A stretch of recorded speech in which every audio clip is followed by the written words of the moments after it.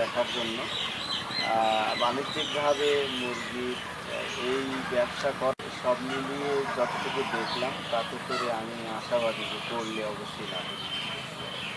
এই জন্য এই ব্যবসা করার চিন্তা ভাবনা।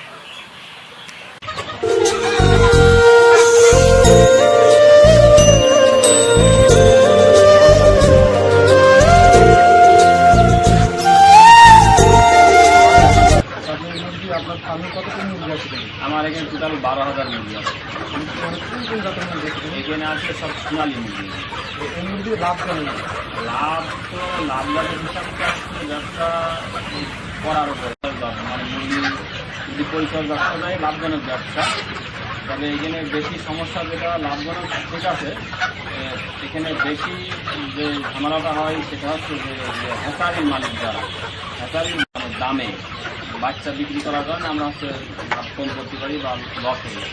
যদি তারা এই বাচ্চারা তারা যদি বাজার যে নিয়ন্ত্রণ থাকতো, বাচ্চার বাজার নিয়ন্ত্রণ থাকে, এখন কিনে নিয়ে আসি, তো সেই জায়গায় তারা আমার এই ফার্ম দেওয়ার থেকে আমি বাজার যদি নিয়ন্ত্রণ থাকতো, হ্যাচারির মালিকদের উপর যদি সরকারের নজরদারি থাকতো, তারা যদি সঠিক দামে বাচ্চা বিক্রি করতো, হ্যাচারির মালিকরা যদি সঠিক দামে, মানে যে বাজার যে নিয়ন্ত্রণের যে বিষয়টা সরকারের যদি নজরদারি হ্যাচারির মালিকদের উপরে থাকতো, যে তোমরা এই রেটে বাচ্চারা একটা রেট করে দিত, তাহলে খামারিরা লাভবান হয়। এই শিল্পের লাভবান হওয়ার সম্ভাবনা নেই, কারণ হ্যাচারির মালিকরা শেয়ার মার্কেটের মতন মুরগির বাচ্চার দাম বাড়িয়ে দেয়। এখন যে বাচ্চাটা 20 টাকা, ওই বাচ্চাটা আধা ঘন্টা পরে গেলি বা একদিন 35-36 টাকা পর্যন্ত নিয়ে নেয়, তার মানে ইচ্ছা মতন দাম হাঁকায়।